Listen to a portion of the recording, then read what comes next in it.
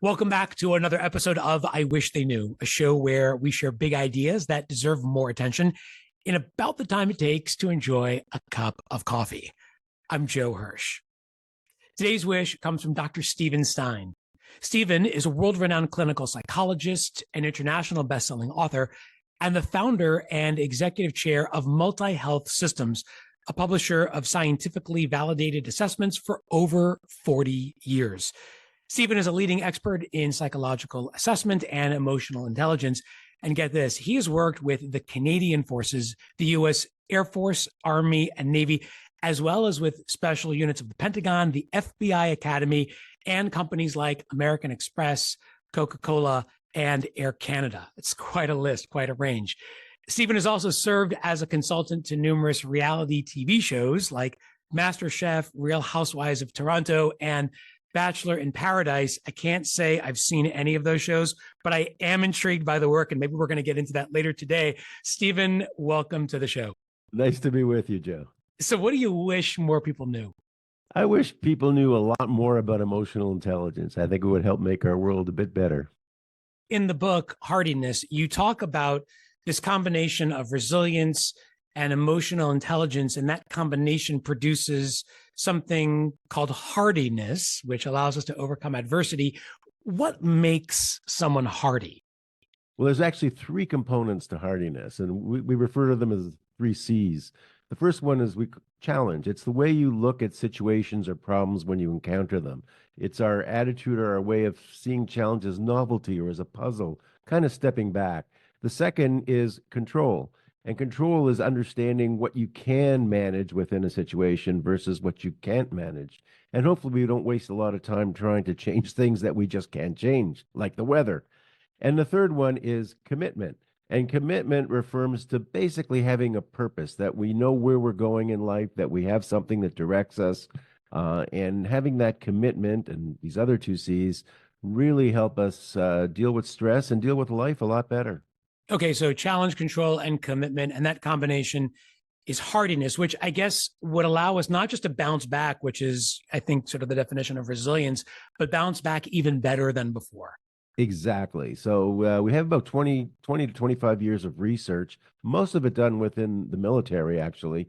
But our goal is to apply it more to the corporate world. And you're exactly right. It's doing better than you were when you started. So why is it that hardier people tend to do better, fare better in stressful situations? Well, they don't get bogged down. They don't get sort of locked into the negative. They're able to have this, as I describe, as a mindset where they look at the world differently. They look at problems not as a personal failure, but as something that they can actually overcome or work with and get past. And they don't lose a lot of it of their energy trying to control things they can't control. Mm-hmm. So it's people who are, I guess, more naturally predisposed to having a growth mindset, or are they more naturally optimistic? What is at the core of that?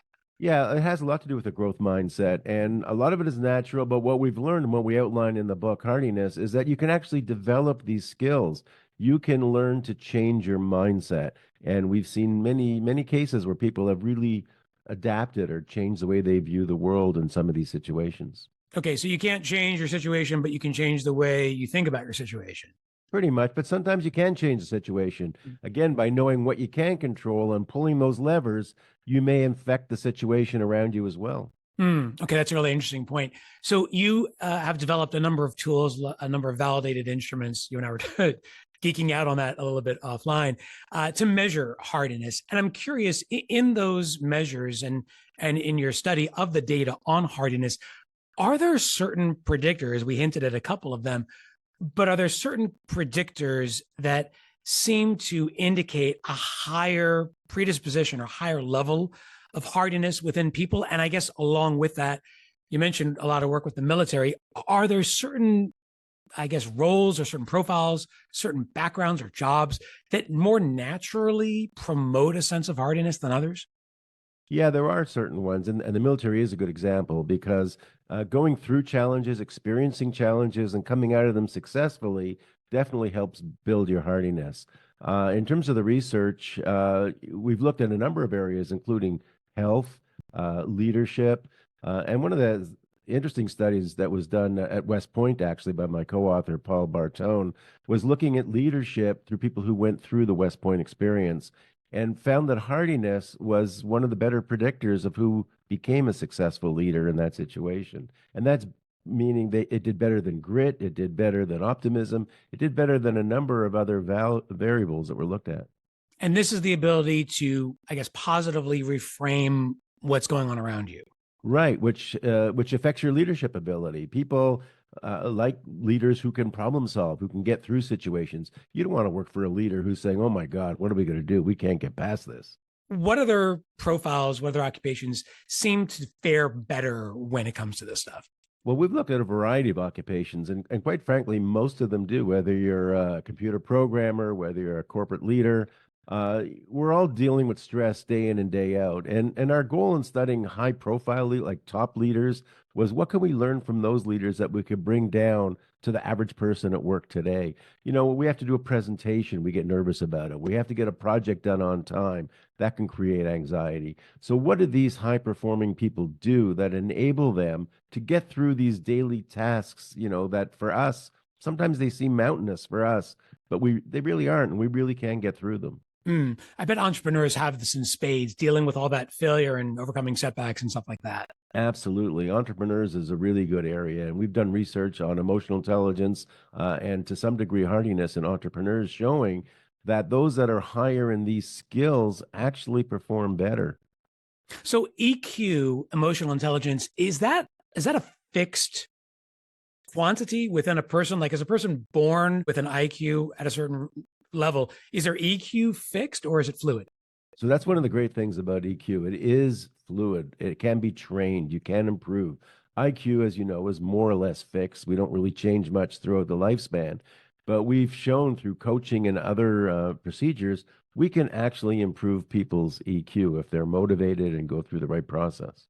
Okay, so I guess by attacking EQ and working on training and developing that to its fullest potential, we then raise our hardiness commensurate with that. So the way I like to think about it is hardiness is more of your mindset, the way you view the world in general. EQ is a set of skills, emotional skills, such as assertiveness, empathy, the ability to solve problems, impulse control. So those are skills very specific that we can learn and get better at, whereas hardiness is a more general way of viewing the world. That's an interesting distinction. Would you say that hardy people just naturally possess a higher EQ or train their EQ better than others? Or is it that EQ is bolstered by hardiness? What is it? Yeah, it's more the second. I mean, hardiness focuses more on the stress control aspect of emotional intelligence. People who are high in the stress management component tend to be hardier people. So it's kind of more focused. It doesn't really affect, for example, the assertiveness level or the empathy level as much. So, EQ is broken into like 5 general areas, whereas these 3 hardiness areas tend to load more on the stress management component. Go back for a moment to the commitment part, that last C of these 3 C's of hardiness. That tendency to see day-to-day activities as interesting and fulfilling and bringing a sense of purpose. Why is that so essential to developing hardiness? If this is about fixing my mindset and sort of reframing events in a positive way, what does the purpose that I experience have to do with that? So it helps us understand that, it's not the end of the world. Okay, I didn't make this sale. I failed. I lost it to someone else. But I have a bigger goal in my life. I have a longer term to work at this. So we sort of reframe it in a way that my purpose, my goal is more long term. With athletes, we deal with this a lot. We lose a match here, we lose a match there. I've worked with tennis players, for example. But, our long-term goal is to go to the US Open or to go Wimbledon. And if we keep that target in mind, it gets us through the smaller losses, whereas lesser players fall apart that, oh, I'm never going to make it now. Hardy people learn by their mistakes. They look at, as I said, they step back and see it as a puzzle. So when they fail, they say, okay, what went wrong here? How can I rearrange this? What can I do differently? So they're really good learners. They're continually learning and building on from failures and move forward from there. So I was really intrigued to discover your work outside of the research area and consulting with a number of producers of reality TV shows. in terms of helping to develop some of the assessments to screen potential contestants on these shows. So I'm wondering, and tell us whatever you can here, but how much of what we actually see on reality TV is true to those people's characters? How much of it is scripted and staged? And is there a particular personality trait that I guess stands out in the eyes of producers that they're looking for more than others? So that's a lot of questions. People tend to think it's fake, it's not real. The shows I work on, let me just differentiate the high-end shows, the major productions, the Big Brothers, the Master Chefs. They are not scripted in terms of what the characters do. We set up situations which may be scripted or definitely are scripted, and we put them in those situations and see how they respond. Sometimes we create conflict. Sometimes we create other kinds of things. In terms of personality, well, you got to be a bit of a narcissist to do this kind of thing. Some of us would really never participate in the show, but people go on for a variety of different reasons. Some of them, they love the game, they love the show. Some of them actually just want to promote something, promote themselves, get more followers, sell things. So there's a variety of different reasons, but you got to be real. We're not going to take people who fake it. And the personality tests help us determine that. Hardiness is important because we want people who are going to complete the test. Some of these shows are really tough. They may not look tough when you watch them on TV, but they really are. They're very stressful because things are happening. People are hating you. You're worried about what the country thinks about you. You're playing a game. You're paranoid. People want to get you out of there. So it's very stressful, and the hardiness helps us predict, who's more likely to make it through the process. The book is Hardiness. The author is Dr. Stein, and he helped me make it through this episode. So I'm feeling a lot hardier than I was when I started. Stephen, thanks for sharing your wish with us today. Thanks very much for having me, Joe. It's been a pleasure.